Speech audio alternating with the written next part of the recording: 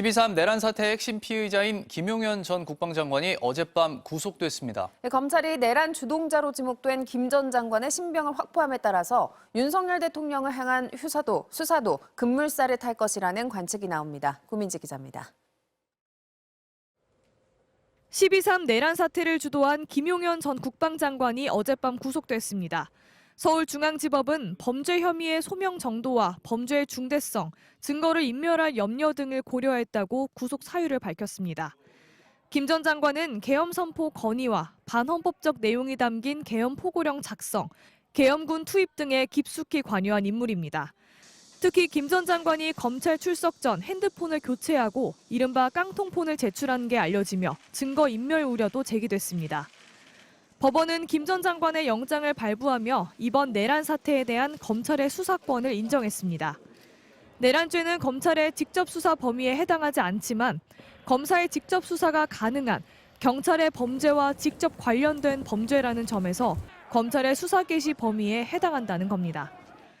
검찰은 어제 내란 혐의 공모자로 적시한 여인영 전 방첩사령관도 13시간 동안 조사했습니다.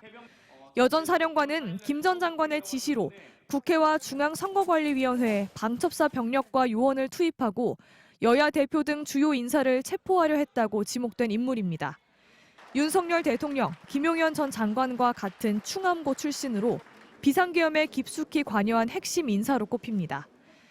여 전 사령관은 검찰 조사에서 비상계엄을 사전에 모의했다는 혐의를 부인하고 군인으로서 명령에 따랐을 뿐이란 취지로 해명한 걸로 알려졌습니다. 검찰이 이번 내란의 주동자인 김용현 전 장관의 신병을 확보하고 핵심 인물들 소환 조사에 나서면서 내란의 우두머리로 지목된 윤석열 대통령을 향한 수사도 급물살을 탈 거란 전망이 나옵니다.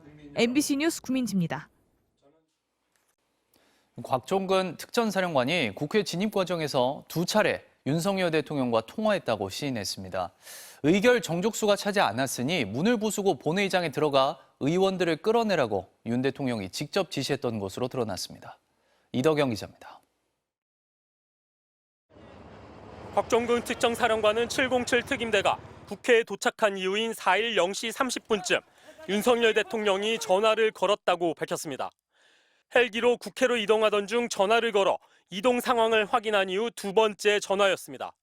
내용은 충격적입니다.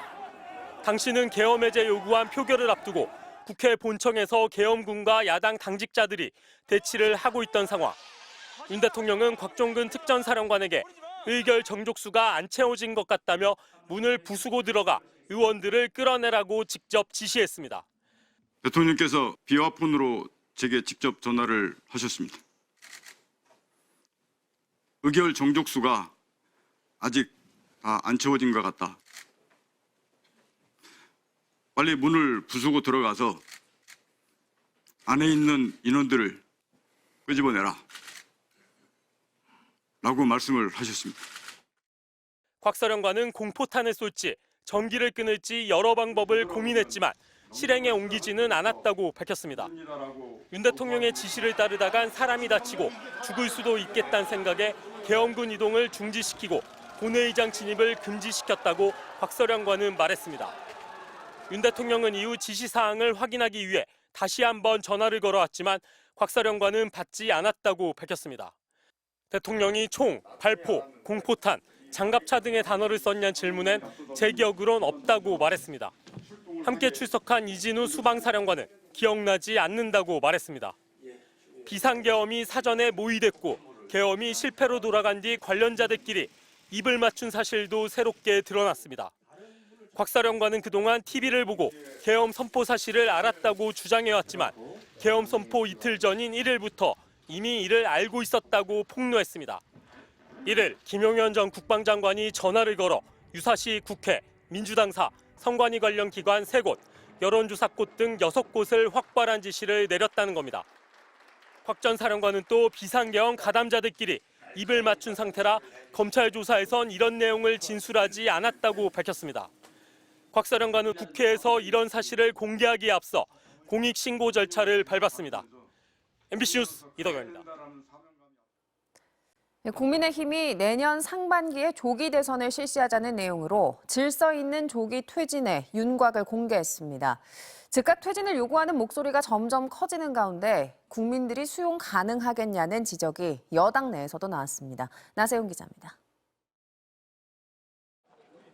국민의힘 전국 안정화 TF가 내년 2월 윤석열 대통령이 자진 사퇴하고 2달 뒤인 4월 차기 대선을 치르거나 3월 자진 사퇴 뒤 5월에 다음 대통령을 뽑는 두 가지 방안을 제시했습니다.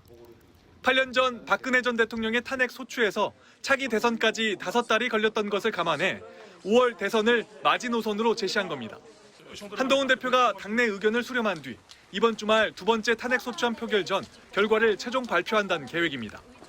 당내 반응은 정반대로 엇갈렸습니다. 친한계는 지금 당장 하야하라는 국민들이 과연 몇 달을 기다리겠냐며 회의적이었습니다. 지금의 국민적 고통과 국민적인 그런 어려움을 대통령이 일말의 양심이라고 했다면 적시해야 하는 것이 그것이 가장 유일한 해법이다. 반면 친윤계 중진들은 내후년 지방선거 때 임기 단축 개헌 국민투표를 실시하자며 오히려 1년 넘게 미루자고 역제안했습니다. 자꾸 조기 하야 그러는데 사실 대통령제 폐해를 극복하는 게 더 중요해요. 지금이야말로 개헌을 위한 최고의 타이밍이에요. 야권은 국민은 안중에 없고 권력 유지에만 몰두하고 있다. 한동훈 대표가 대선을 꿈꾸며 간을 보고 있다는 비판이 이어졌습니다.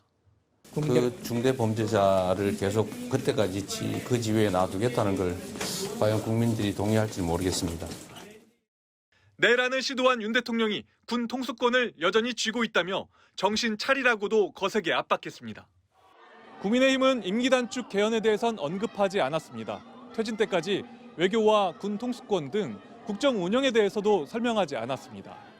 질서 있는 조기 퇴진의 첫 윤곽이 드러났지만 혼란은 여전한 가운데 윤 대통령의 두 번째 탄핵안 표결이 다가오고 있습니다. MBC 뉴스 나세웅입니다. 한강 작가가 한국인 최초이자 아시아 여성 작가로서도 처음으로 노벨 문학상을 받는 영예를 안았습니다.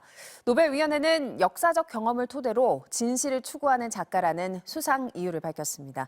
스톡홀름 현지에서 김민찬 기자입니다.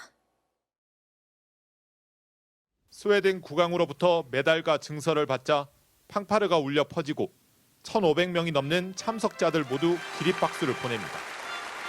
한강 작가의 이름이 노벨상 시상식장에서 불렸습니다. 우리나라 최초 노벨 문학상을 받는 순간입니다. Dear Hangang, on behalf of the Swedish Academy, it is my privilege to convey to you our warmest congratulations on the Nobel Prize in Literature 2024. May I now please 노벨위원회는 역사적 경험을 토대로 지식과 진실을 추구하는 작가라고 평했습니다. 그러면서 한강의 글에선 흰색과 붉은색이 공존한다며 희망을 얘기하는 힘을 가졌다고도 했습니다. 격식을 갖춰 진행된 시상식도 눈길을 끌었습니다. 남성은 연미복, 여성은 이브닝 드레스를 입었고 시상이 이뤄질 때마다 축하곡이 연주됐습니다.